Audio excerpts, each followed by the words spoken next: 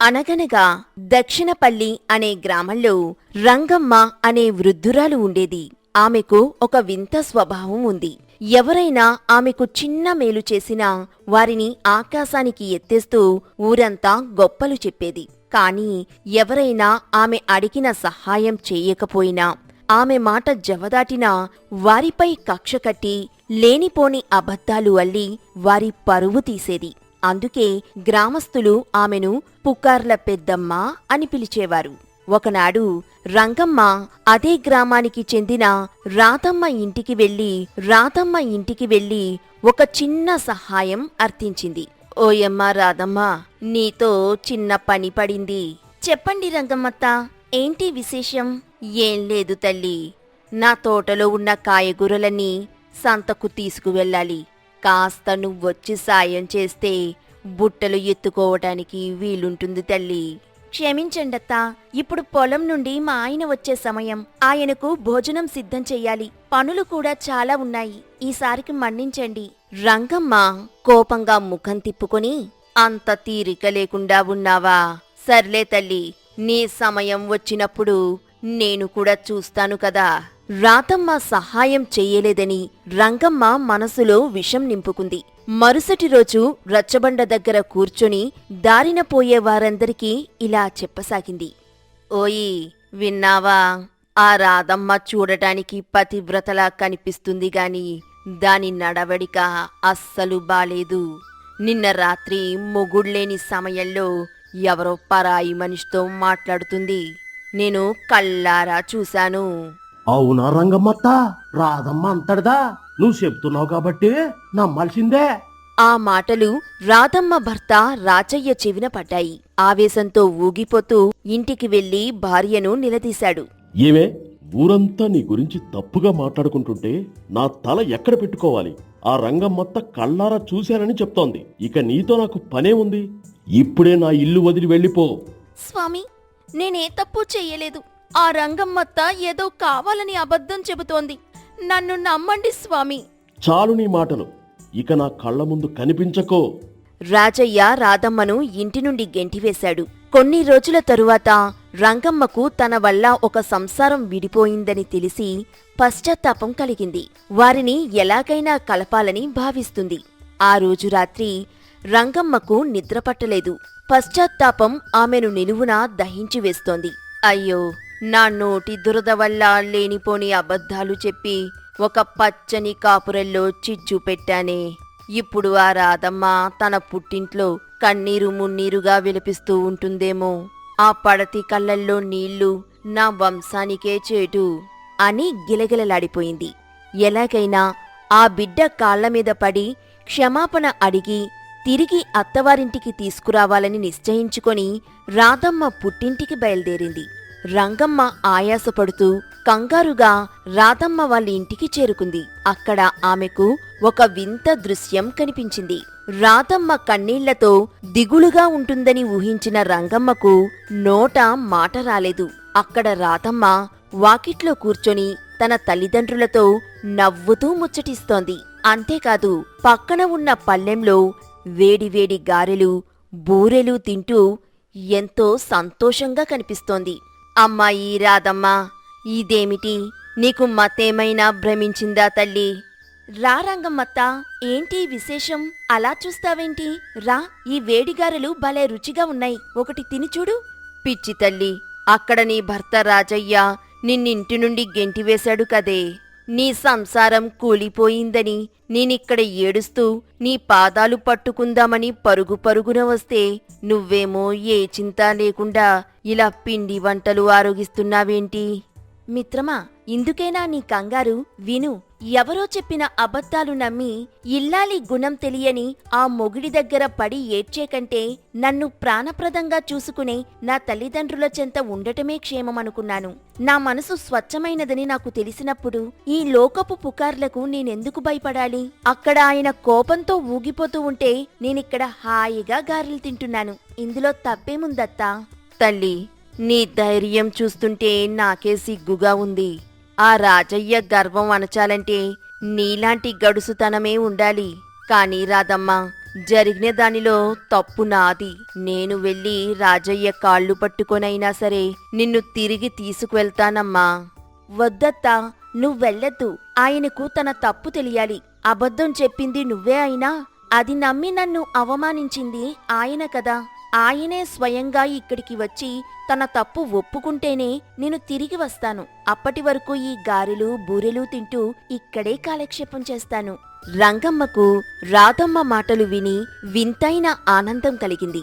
ఒక అబద్ధం సంసారాన్ని కూల్చవచ్చుగాని ఆత్మవిశ్వాసం ఉన్న స్త్రీని ఏ పుకారు ఏమీ చెయ్యలేదని ఆమె గ్రహించింది. తిరిగి తన ఊరికి బయలుదేరింది. రోజులు గడుస్తున్నాయి. దక్షిణపల్లిలో ఒక వార్త దావాగ్నిలా వ్యాపించింది. రాజయ్య తన భార్య రాధమ్మను వదిలేసి పక్క ఊరి అమ్మాయితో రెండో పెళ్లికి సిద్ధమయ్యాడని, ముహూర్తాలు కూడా ఖాయమయ్యాయని తెలిసి ఊరంతా గుసగుసలాడుకోసాగారు. ఈ వార్త విన్న రంగమ్మ గుండె ఆగినంత పనైంది. అయ్యో, నా పాపానికి ఒక నిరపరాధి జీవితం ఇలా బలి కావాలా? రాజయ్య ఇంత కఠినంగా మారాడా అని కంగారు పడుతూ పరుగు పరుగున రాజయ్య ఇంటికి వెళ్ళింది. ఓయీ రాజయ్య, ఏం పని చేస్తున్నావయ్యా?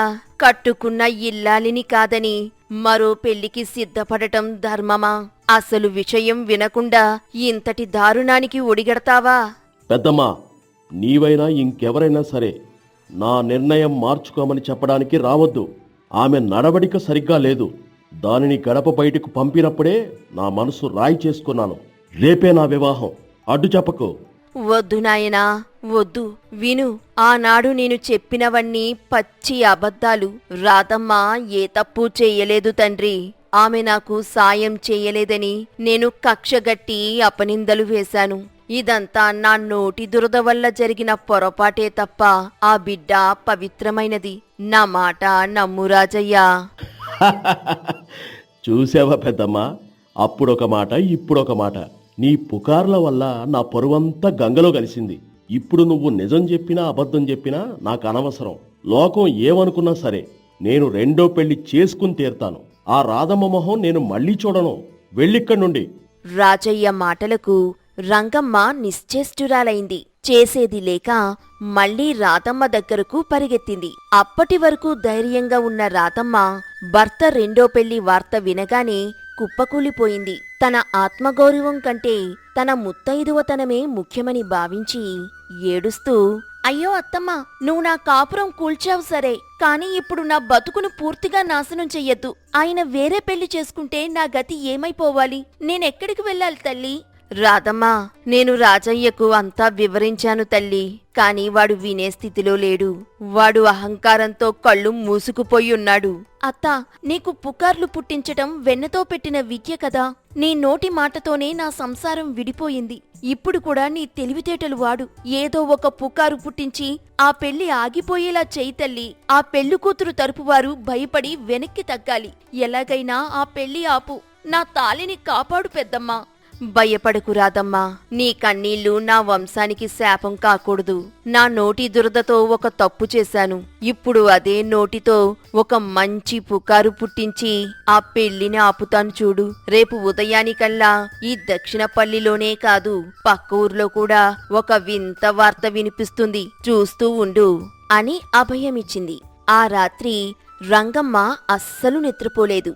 తెల్లవారుజామునే లేచి ఊరి బావి దగ్గరకు, అటుపై రాజయ్య పెళ్లి చేసుకోబోయే పక్క గ్రామానికి పరుగు తీసింది. దారిలో కనిపించిన ప్రతి ఒక్కరిని ఆపి రహస్యంగా ఏదో చెబుతూ ఊరంతా ఒక కలకలం సృష్టించింది.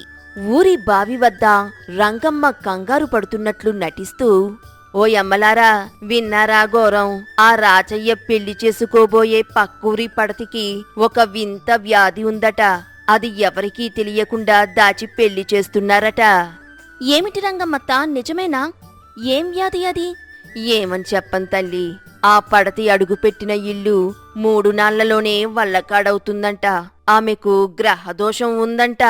ఆ దోషం వల్ల ఆమె కళ్ళు పడిన ప్రతి వస్తువు భస్మమైపోతుందంట. పాపం మన రాజయ్య అహంకారంతో ఆ పెళ్లి చేసుకుంటున్నాడు గాని రేపు అతని వంశమే నాశనం కాబోతోంది. ఇదిగో ఈ వార్త ఆ పెళ్లి కూతురు ఊర్లో కూడా పాకిపోయింది. రంగమ్మ అక్కడితో ఆగక పెళ్లికూతురు తండ్రి వద్దకు వెళ్లి తన నాటకాన్ని రక్తి కట్టించింది. అయ్యా, మీరు మహానుభావులు. మీ అమ్మాయిని రాజయ్యకిచ్చి పెళ్లి చేస్తున్నారు సరే, కాని ఆ రాజయ్య గురించి మీకు నిజం తెలుసా? అతని ఇంటి ముంగిట ఉన్న మల్లె చెట్టు మొన్నటికి మొన్న రాత్రికి రాత్రే మాడిపోయింది. గ్రామదేవతకు ఆగ్రహం వచ్చిందని ఆ ఇంట్లో అడుగుపెట్టే ఏ స్త్రీ అయినా ప్రాణాలతో ఉండదని ఊరంతా చెప్పుకుంటున్నారు. మీ ముద్దుల కూతుర్ని అడవి పాలు చెయ్యకండి అయ్యా. రంగమ్మ పుట్టించిన ఆ కొత్త పుకారుతో పెళ్లికూతురు తరపువారు భయపడిపోయారు. ఆ రాజయ్య ఇంటి గడప తొక్కితే ప్రాణాలు పోతాయట కదా, మా బిడ్డను ఆ అగ్నిగుండంలోకి నెట్టలేము అని పెళ్లి సంబంధం రద్దు చేసుకున్నారు. తన రెండో పెళ్లి ఆగిపోయిందని తెలిసిన రాజయ్య ఆవేశంతో ఊగిపోతూ చేతిలో కర్ర పట్టుకొని రంగమ్మ ఇంటికి వెళ్లాడు. ఆవెంటే రాధమ్మ కూడా కన్నీళ్లు తుడుచుకుంటూ అక్కడికి చేరుకుంది. ఓ రంగమ్మా, బయటకురా. నీ నోటి దురుసుతో నా మొదటి సంసారాన్ని కూల్చావు. ఇప్పుడు నా రెండో పెళ్లిని కూడా అబద్ధాలతో ఆపేశావు. నీ వల్ల ఈ ఊరిలో ఎవ్వరు సుఖంగా లేరు. ఇప్పుడే నిన్ను గ్రామ పెద్దల ముందుకు లాగి ఊరి నుండి వెలివేయిస్తాను. నాయనా రాజయ్య, శాంతించు. నీ రెండో పెళ్లి ఆపకపోతే రాధమ్మ బ్రతుకు రోడ్డున పడుతుందని నేనా పుకారు పుట్టించాను. నన్ను క్షమించు బాబూ. అత్తమ్మ ఆగు, ఇక నీ నాటకాలు చాలు. రాజయ్య గారు ఎక్కడికి వెళ్లరు, ఎవర్నీ పెళ్లి చేసుకోరు. ఏమిటి రాధమ్మా అంత మాట అన్నావు? మీ ఆయన నిన్నింటి నుండి గెంటేశాడు కదే. పెద్దమ్మా, అసలు నేనెప్పుడు రెండో పెళ్లి చేసుకోలేదు, చేసుకోను కూడా. రాధమ్మను నేను విడిచిపెట్టనే లేదు. ఇదంతా మేమిద్దరం కలిసి ఆడిన నాటకం. నాటకమా? అంటే మీరిద్దరూ విడిపోలేదా? లేదు, నువ్వు పుట్టించే పుకార్ల వల్ల ఈ ఊరిలో ఎందరో పచ్చని సంసారాలు కూలిపోయాయి. ఆ బాధేంటో నీకు తెలియచెయ్యాలని మేము విడిపోయినట్టు, ఆయన రెండో పెళ్లి చేసుకుంటున్నట్టు అబద్ధం చెప్పాము. నీ అబద్ధాల వల్ల ఒకరు బాధపడితే ఎలా ఉంటుందో నువ్వు కూడా పశ్చాత్తాపంతో కుమిలిపోవాలని మేము ఈ ఉచ్చు పన్నాము. చూసావా పెద్దమ్మా, ఒక చిన్న పుకారు వల్ల మేము ఎంతగా నలిగిపోయామో నీకిప్పుడు అర్థమైందా? నీ నోటి మాటతో ఒకరి జీవితాన్ని మార్చవచ్చు, కానీ పాడు చేయకూడదు. ఇప్పుడు చెప్పు, పుకార్లు పుట్టించడం మంచిది? రంగమ్మకు తల తీసేసినట్లయింది. తన తెలివితేటల్ని ఆ దంపతులు తన మీదకై ప్రయోగించి తన కళ్ళు తెరిపించారని ఆమె గ్రహించింది. కళ్ళెమ్మట నీరు కారుస్తూ, తల్లి రాధమ్మ, నన్ను మన్నించండి. నా నోటి దురద వల్ల మీకు ఇంతటి కష్టం కలిగించాను. ఒకరి గురించి చెడుగా మాట్లాడటం ఎంతటి పాపమో నాకిప్పుడే తెలిసింది. ఇకపై నా నోటి నుండి ఎవరి గురించి అబద్ధం రాదు. ఈరోజే గ్రామదేవత సాక్షిగా ఊరందరి ముందు క్షమాపణ చెబుతాను. నా పని నేను చూసుకుంటానే తప్ప పరాయి వారి జోలికి వెళ్ళనంటే వెళ్ళను. రంగమ్మ పశ్చాత్తాపంతో కన్నీళ్లు పెట్టుకుంటుండగా రాజయ్య చిరునవ్వుతో ఆమె దగ్గరకు వచ్చాడు. పెద్దమ్మా, జరిగిందేదో జరిగిపోయింది, కాని రాదమ్మా, పదండి, అందరం కలిసి పెళ్లి వేడుకకు వెళ్దాం. ఏమిటి రాజయ్య, నీ పెళ్ళంతా నాటకమని నువ్వే చెప్పి నువ్వేమో పెళ్లికెళ్దాం అంటున్నావేంటి? పెద్దమ్మా, ఆ పెళ్లి నాది కాదు, నా ప్రాణ స్నేహితుడు రాజయ్యది. ఒకే పేరు ఉండడంతో అందరూ నా పెళ్లి అని అనుకున్నారు. దాన్నే మేము అడ్డు పెట్టుకుని నాటకం రక్తి కట్టించడానికి నేను, రాధమ్మ, వాడు ముగ్గురం మాట్లాడుకుని ఇదంతా చేశాం. వాడు కూడా మన నాటకంలో పాలు పంచుకున్నాడు. నువ్వు వెళ్ళి పెళ్లి చెడగొట్టడానికి పుకార్లు పుట్టిస్తావని ముందే ఊహించి నేను రాజయ్యకు పెళ్లి కూతురు తండ్రికి అంతా వివరించాను. వాళ్ళు కూడా మన పన్నాగం తెలిసి సరదాగా నటించారు. అబ్బో, అంటే వంశం నాశనమవుతుందని నేను చెప్పినవన్నీ విని వాళ్ళు భయపడలేదా? లేదు, నీ మాటలు విని వాళ్ళు నవ్వుకున్నారు. నువ్వు వెళ్ళి అపనిందలు వేసిన తరువాత రాజయ్య గారు అక్కడికి వెళ్ళి అసలు విషయం చెప్పి మళ్ళీ పెళ్లి కొప్పించారు. ఇప్పుడన్నీ సిద్ధంగా ఉన్నాయి. మనం వెళ్ళి అక్షింతలు వేస్తే చాలు. అమ్మో, మీరందరూ కలిసి భలేగా పన్నాగం పన్ని నన్ను బురిడి కొట్టించారే. నా నోటి దురద వదిలించటానికి ఇంతటి నాటకం ఆడారు. నా కళ్ళు తెరిపించారు తండ్రి. మీరందరూ నిండు నూరేళ్లు చల్లగా ఉండాలి అని పలకడంతో ఇక అందరూ పెళ్లికి వెళ్లి వధూవరులను దీవిస్తారు. సంతోషంగా కథ ముగుస్తుంది. ఇక ఆ రోజు నుండి రంగమ్మలో పూర్తి మార్పు వచ్చింది. పుకార్ల పెద్దమ్మ కాస్త పద్ధతిగల రంగమ్మగా మారిపోయింది. రాధమ్మ రాజయ్యలు సుఖ సంతోషాలతో కలిసిమెలిసి ఆనందంగా ఉండసాగారు.